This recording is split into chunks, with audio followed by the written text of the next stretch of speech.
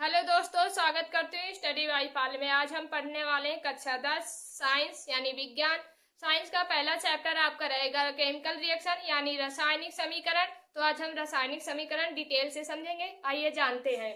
पहला आपका ये जो हेडिंग रहेगी रासायनिक अभिक्रिया यानी केमिकल रिएक्शन। केमिकल रिएक्शन क्या है इसके बारे में जानेंगे कि रासायनिक अभिक्रिया वे पदार्थ हैं जिनमें दो या दो से अधिक पदार्थ मिलकर नए गुणधर्म वाले पदार्थ का निर्माण करते हैं। एकदम सिंपल से है कि दो पदार्थ मिलकर एक नए गुणधर्म वाले पदार्थ का निर्माण करते हैं, वही क्या कहलाती है? रासायनिक अभिक्रिया कहलाती है।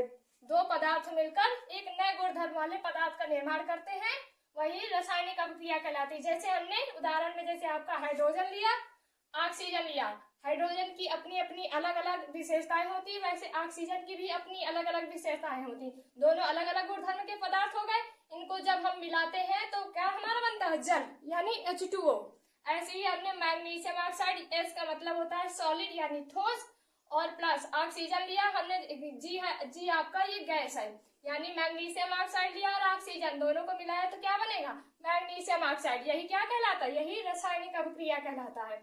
तो रासायनिक अभिक्रिया भी हम जाने कि दो या दो से अधिक पदार्थों को मिलाकर एक नया गुणधर्म वाला पदार्थ बनता है, वही क्या कहलाता है? वही हमारी केमिकल रिएक्शन कहलाती यानी रासायनिक अभिक्रिया कहलाती। उदाहरण भी हम आपको समझा चुके हैं। अब हम जानेंगे रासायनिक अभिक्रिया के उदाहरण। जैसे हम भोजन का पकना, जैसे आपने भोजन के पकने में आपने सब्जी लिया, पानी लिया, सब कुछ लिया, इसके बाद जो बनता है एक नया, उसका ताप भी अलग होता है, रंग भी अलग होता है, सारी चीज अलग अलग होती है। जैसे भोजन का पकना हो गया, लोहे पर जंग लगना, ये भी क्या है? ये केमिकल रिएक्शन है, रासायनिक अभिक्रिया है।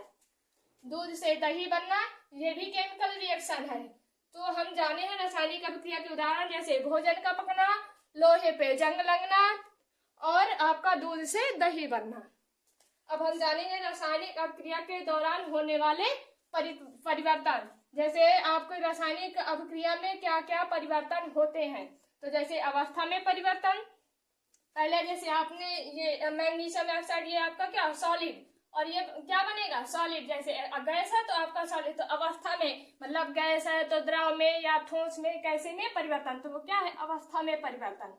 फिर जैसे रंग में परिवर्तन, आपका जैसे बनेगा तो जो भी नया पदार्थ बनेगा तो दोनों पदार्थ से शायद अलग भी रंग हो या सेम रंग हो, तो ये क्या है? रंग में परिवर्तन। और गैस का उत्सर्जन, आपका जो भी केमिकल रिएक्शन होगा उसी में कोई ना कोई गैस का उत्सर्जन होता है। ठीक है। अब हम जानेंगे अभिकारक यानी अभिकर्मक। अभिकारक को अभिकर्मक भी कहते हैं, तो अभिकारक कहो या अभिकर्मक कहो। तो अभिकारक वे पदार्थ हैं जो रासायनिक अभिक्रिया में भाग लेते हैं, उन्हें हम अभिकारक कहते हैं। अभिकारक हम किसे कहते हैं? जो रासायनिक अभिक्रिया में भाग लेते हैं उन्हें हम अभिकारक कहते हैं। उन्हें अभिकर्मक भी कहते हैं। रासायनिक अभिक्रिया में भाग लेने वाले जो एरो के इस पार होते हैं उन्हें हम अभिकारक कहते हैं, क्योंकि यही रासायनिक अभिक्रिया में भाग लेते हैं। और जो एरो के उस पार होते हैं उन्हें हम उत्पाद कहते हैं, क्योंकि वो बन के तैयार होता है, बनाना इसका काम होता है। जैसे H2+O2, ये क्या है? अभिकारक है, ये हमारे अभिकारक है। यही रासायनिक अभिक्रिया में भाग लेते हैं, इन्हें हम अभिकारक कहते हैं। समझे हैं? अभिकारक। अब हम समझेंगे उत्पाद यानी उत्पाद क्या है। उत्पाद वे पदार्थ है जिसका निर्माण अभिकारकों से मिलकर होता है। उत्पाद वे पदार्थ है जिसका निर्माण अभिकारकों से मिलकर होता है। तो हम जाने क्या है उत्पाद क्या है? उत्पाद वे पदार्थ है जिसका निर्माण अभिकारकों से मिलकर होता है। जैसे आपका उदाहरण में मैग्नीशियम यानी Mg+O2 यानी ऑक्सीजन, इसका जब हम बनाएंगे तो क्या? मैग्नीशियम ऑक्साइड, जो ये नया एरो की इस पार जो बना है नया पदार्थ नए गुणधर्म वाला, ये हमारा क्या कहलाता है? ये उत्पाद कहलाता है। अब हम जान जाएंगे कि एरो के इस पार वाले को क्या कहते हैं और एरो के उस पार वाले को क्या कहते हैं। एरो के जो इधर होता है इसे हम अभिकारक या अभिकर्मक कहते हैं। एरो के उस पार वाले जो उत्पाद बनता है यानी जो ये बना हुआ है मैग्नीशियम ऑक्साइड, ये हमारा क्या है? उत्पाद है। तो अब हम जानेंगे रासायनिक समीकरण। रासायनिक समीकरण क्या है? रासायनिक समीकरण, तो रासायनिक अभिक्रिया को रासायनिक समीकरण द्वारा निरूपित किया जाता है। रासायनिक अभिक्रिया को किससे निरूपित किया जाता है? रासायनिक समीकरण द्वारा निरूपित किया जाता है।